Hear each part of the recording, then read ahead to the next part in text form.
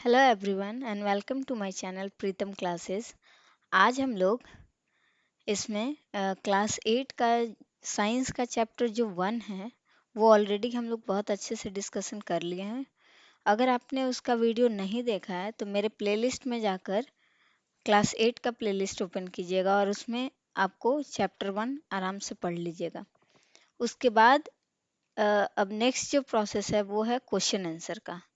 इस वीडियो में हम लोग उसका अभ्यास प्रश्न का जितने भी क्वेश्चन है उसको डिटेल में समझने का कोशिश करते हैं। तो चलिए स्टार्ट करते हैं।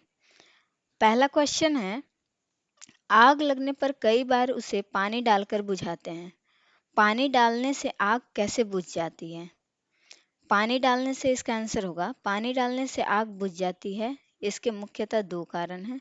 पहला, पानी जो है वो ज्वलनशील पदार्थ को ठंडा कर देता है, जिससे जो है वो आग का फैलाव बंद हो जाता है। और उस पानी जब डालते हैं तो जो जलवाष्प बनता है वो क्या है, वो बाहर का जो वायु है उसको प्रवेश अंदर नहीं करने देता। और आपको पता है कि वायु जो है वो इम्पोर्टेंट है किसके लिए, आग जलने में सहायक होता है। तो जिस कारण क्या है, आग बुझ जाती है। दूसरा क्वेश्चन है, मोमबत्ती की ज्वाला तब स्थिर हो तो कांच के प्लेट ले जाने पर काला वलय क्यों बनता है? काला वलय आपने मोमबत्ती का जो ज्वाला क्षेत्र है उसके बारे में बहुत अच्छे से पढ़ा है। तो अंदर वाला जो भाग रहता है, मोमबत्ती के ज्वाला के आंतरिक क्षेत्र में कार्बन के कुछ भाग जलने से बच जाते हैं। वही जो बचा हुआ कार्बन का भाग है ना, वो क्या है, अगर हम लोग प्लेट ले जाएंगे उसके ऊपर तो काला वलय का निर्माण होता है उसी की वजह से। ठीक है। अब जो तीसरा क्वेश्चन है, अगर किसी दुर्घटना में कोई व्यक्ति आग की चपेट में आ जाए तो उसे बचाने के लिए कंबल में लपेट दिया जाता है। आप लोग ये चीज़ आप लोगों को पता होनी चाहिए कि कंबल में लपेटने से आग बुझ जाती है। वो आग कैसे बुझती है? इसका आंसर होगा, क्योंकि आग लगे हुए व्यक्ति को कंबल लपेट दिया जाता है जिससे उसके अंदर वायु का प्रवेश रुक जाता है। वायु का जब प्रवेश रुक जाएगा तो जलना बंद हो जाएगा अपने आप। ठीक है। अब चौथा क्वेश्चन है, कभी कभी जंगलों में अपने आप आग लग जाती है, ऐसा क्यों होता है? ऐसा इसका आंसर होगा, ऐसा इसलिए होता है क्योंकि अत्यधिक धूप या गर्मी के मौसम में बहुत अधिक गर्मी पड़ने पर सूखी घास में घर्षण होता है। घर्षण मतलब रगड़ होता है, एक दूसरे जो पेड़ हैं, पेड़ की डंठलें हैं, उसमें रगड़ के कारण क्या है, उसका ज्वलन ताप कम हो जाता है। उसी ज्वलन ताप कम के कारण क्या है, उसमें आग लग जाती है। और उसको क्या बोलते हैं, दावा नल भी कहा जाता है, जिस कारण आग पूरे जंगल में लग जाती है। अब पांचवा जो क्वेश्चन है, बड़ा इंटरेस्टिंग क्वेश्चन है ये। गोलू ने आधा पेट्रोल और आधा पानी लेकर एक मिश्रण बनाया। उसने एक कपड़े को इस मिश्रण में भी भिगा दिया। इसके बाद माचिस की तिल्ली से आग लगाया, कपड़ा नहीं जला, ऐसा क्यों? ऐसे बहुत सारे जो जादूगर हैं ऐसा करके आपको दिखलाएंगे कि तेल में डाले कपड़ा और पानी भी डाल दिए और जलाएं तो कपड़ा सुरक्षित रहेगा। तो वो जादू नहीं बल्कि एक साइंस है। इसका आंसर देख लीजिए, पेट्रोल का ज्वलन तापमान पानी से कम होता है। ज्वलन तापमान के बारे में आप लोग बहुत अच्छे से पढ़ लिए हैं। वह तापमान जिस पर कोई भी वस्तु जलना शुरू कर देता है। तो पेट्रोल का क्या बोल रहा है कि ज्वलन तापमान पानी से कम होता है, इसलिए पेट्रोल जो है पहले जलता है और जलवाष्प बनाता है और कपड़ों को हवा के संपर्क में आने से रोकता है और गीले कपड़ों का ज्वलन तापमान बढ़ा देता है, जो कपड़ों को जलने से बचाता है। जब गीला कपड़ा का क्या होगा, ज्वलन ताप बढ़ जाएगा, उसको बहुत ज़्यादा तापमान चाहिए जलने के लिए। ठीक है। और उतना हम मिल नहीं पाता उस टाइम, तो इस कारण क्या है, कपड़ा जलने से बच जाता है। अब जो छठा क्वेश्चन है, माचिस को जलाने के लिए माचिस की डिब्बी से रगड़ा जाता है, ऐसा क्यों? ये हम लोग डेली लाइफ में सबको यूज़ करते हैं माचिस का तिल्ली, और उसको रगड़ते हैं तब जलता है। तो आइए देख लेते हैं। माचिस की तिल्ली पर जो है ना, वो पोटेशियम क्लोरेट नामक रसायन लगा होता है। और डिब्बा जो रहता है, माचिस की डिब्बी जो होती है, उसमें जो है लाल फास्फोरस और सल्फर का लेप लगा होता है। और लाल फास्फोरस का जो है वो गुण है कि उसको रगड़ने के बाद वो जो है जलना प्रारंभ कर देता है। इसी तरीके से एक सफ़ेद फास्फोरस होता है, वो क्या है, वो रूम टेम्परेचर यानी कमरे के तापमान पर वो अपने आप ही जलने लगता है। इसीलिए माचिस की डिब्बे में जो है वो लाल फास्फोरस यूज़ करते हैं। जिस कारण जब हम माचिस की डिब्बी को रगड़ते हैं, जो तिल्ली रहता है उससे रगड़ते हैं, तो ये जल उठता है। चलिए तो आगे बढ़ते हुए हम लोग 7वां क्वेश्चन देख लेते हैं। ज्वाला के 3 क्षेत्र दिखाएं। आप इसको ज्वाला के 3 क्षेत्र में क्या-क्या दिखा सकते हैं? तो बाहरी भाग, आप इसमें एक जो मोमबत्ती है उसका ज्वाला आप पहले बना लीजिएगा और उसमें बाहरी भाग, मध्य भाग और आंतरिक भाग लिखिएगा। तो आइए एक-एक करके देख लेते हैं। जो बाह्य भाग होता है ना, यानी बाहरी भाग, उसमें पूर्ण दहन होता है, मतलब पूरी तरीके से जो वहाँ के कार्बन हैं वो जलते हैं। इस कारण वो सबसे अधिक गर्म होता है और इसका कलर कैसा होता है, यानी रंग जो है वो नीला होता है। और मध्य भाग में देखिए, मध्य भाग में आंशिक दहन होता है, मतलब पूरी तरीके से चीज़ें नहीं जलती, कम जलता है इन कंपेयर टू बाहरी भाग। बाहरी भाग की तुलना करें तो मध्य भाग में कम जलता है और जो दहन होता है उसका रंग कैसा होता है, तो पीला रंग का होता है।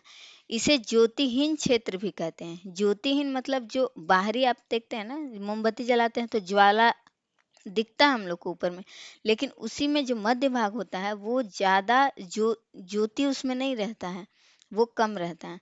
अब तीसरा में है आंतरिक भाग, जो सबसे अंदर का भाग है, वो उसमें जो उस क्षेत्र में बिना दहन का क्षेत्र होता है। वहाँ जो कार्बन रहते हैं ना वो बच जाते हैं, वो जलते नहीं हैं, इसलिए ये भाग सबसे ठंडा होता है और इसका रंग जो है वो काला होता है। ठीक है। अब 8वां क्वेश्चन है, घर में आग लगने से होने वाली सावधानियों से बचने के लिए क्या-क्या करते हैं? इसकी चर्चा आप अपने मित्र से कीजिए। तो आप जभी भी आग घर में अगर लग जाए तो उससे क्या-क्या सावधानियाँ बरतनी चाहिए? तो ये पहला क्या कर सकते हैं आप, तो किसी भी पदार्थ का दहन सावधानी से करना चाहिए। कोई भी चीज़ हम लोग अगर मान लीजिए कचरा ही है या फिर कोई चीज़ हम लोग जला रहे हैं, तो बड़े के संपर्क में रहकर उनके गाइडेंस में जलाना चाहिए और सावधानी से जलाना चाहिए। दूसरा देख लीजिए, बिजली का उपयोग सावधानी से करना चाहिए। तीसरा है घर, दफ्तर या स्कूल में अग्निशामक यंत्र रखना चाहिए, जो फायर एक्सटिंग्विशर होते हैं, जिससे आग को बुझाया जा सके। तो वो हम लोग को इस्तेमाल, मतलब घर में या फिर स्कूल में ये इसका रखा होना चाहिए। बिजली, तेल से लगी आग पर पानी नहीं डालना चाहिए। और 5वां है, आग लगे व्यक्ति को कंबल से लपेट देना चाहिए। अगर मान लीजिए गलती से किसी कहीं आग लग जाता है, तो क्या करते हैं हम लोग, वायु को रोकने के लिए हम लोग कंबल से लपेट देंगे। ठीक है, तो उससे भी आग बुझ जाती है। इस तरीके का सावधानियां आप लोग डेली लाइफ में कर सकते हैं। अब आगे बढ़ते हैं। जो 9वां क्वेश्चन है वो फिल इन द ब्लैंक्स है, यानी खाली स्थान को भरना है। पहला है, देख लीजिए, वह न्यूनतम तापमान पर कोई पदार्थ जलना प्रारंभ करता है, उस पदार्थ को क्या कहते हैं? तो उस पदार्थ को ज्वलन तापमान या ताप कहलाता है वो। दूसरा है, डैश के कमरे के ताप पर आग पकड़ लेता है, यानी खाली स्थान। तो सफ़ेद फास्फोरस जो है वो कमरे के ताप पर आग पकड़ लेता है। इसी में आगे देखिए, मोम एक हाइड्रोकार्बन है जो किससे किससे मिलकर बनी है, तो वो बनी है हाइड्रोजन और कार्बन। इसमें हाइड्रोजन और कार्बन हो जाएगा। अब नेक्स्ट देखिए, ईंधन के जलने से क्या बनता है, तो ईंधन जब भी जलता है तो उसमें ऊष्मा और कार्बन डाइऑक्साइड बनता है। ठीक है। अब आगे देखिए, दूसरा नेक्स्ट क्वेश्चन है, पेट्रोल का ज्वलन ताप केरोसिन के ज्वलन ताप से क्या होता है? तो पेट्रोल का ज्वलन ताप जो है केरोसिन के ज्वलन ताप से कम होता है। ठीक है। अब ये नेक्स्ट क्वेश्चन है 10वां क्वेश्चन और ये लगता है आखिरी क्वेश्चन है। सही और गलत आपको इसमें स्टेटमेंट दिया हुआ है, उसमें सही और गलत का हम लोग को चुनाव करना है। पहला है, कागज की कटोरी में पानी डालकर गर्म करने पर कागज जल जाता है, तो नहीं जलता है। क्यों नहीं जलता है? क्योंकि जो ज्वलन ताप है ना बहुत अधिक हो जाता है। कागज ऐसे जलाइएगा तो आपका जल जाएगा, लेकिन उसमें अगर पानी डाल के जलाइएगा तो नहीं जल पाता है। तो ये स्टेटमेंट हो जाएगा गलत, असत्य हो जाएगा ये। अब आगे है दूसरा ख नंबर, दहन के लिए वायु का होना आवश्यक है। तो ये हम लोग पढ़ भी चुके हैं कि कोई भी चीज के जलने के लिए क्या सबसे जरूरी चीज है, तो वायु, वायु जरूरी है, इसलिए ये जो है वो सही हो जाएगा। ग है, लाल फास्फोरस कमरे के ताप पर आग पकड़ लेता है। ये सही, ये गलत होगा, क्योंकि जो लाल फास्फोरस है ना वो कमरे के ताप पर आग नहीं पकड़ता। जो सफेद फास्फोरस है वो कमरे के तापमान पर आग पकड़ लेता है आसानी से। इसीलिए हम लोग इस लाल फास्फोरस को माचिस में यूज करते हैं। अब आगे देख लीजिए, चूने का पानी, 1 मिनट रुक जाइएगा।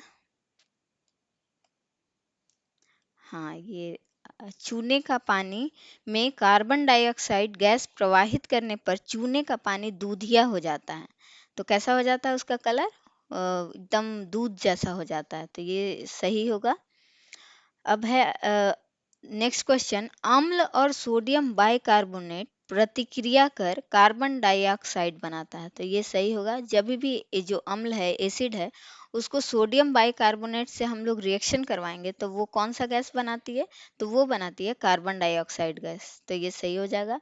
अब लास्ट क्वेश्चन है, तेल से उत्पन्न आग को पानी से नियंत्रित किया जा सकता है, तो नहीं। अगर आप लोग घर में भी देखे होंगे, अगर कढ़ाई में तेल है उसमें अगर आग लग जाता है तो पानी डालेंगे तो और अधिक आग लग जाता है ना। तो पानी से हम लोग नियंत्रित नहीं करते हैं, ये स्टेटमेंट गलत हो जाएगा। चलिए, तो हम लोग बहुत कम समय में पूरे चैप्टर 1 जो दहन और ज्वाला चैप्टर है उसका हम लोग क्वेश्चन आंसर देख लिए। अब मिलते हैं नेक्स्ट वीडियो में। धन्यवाद।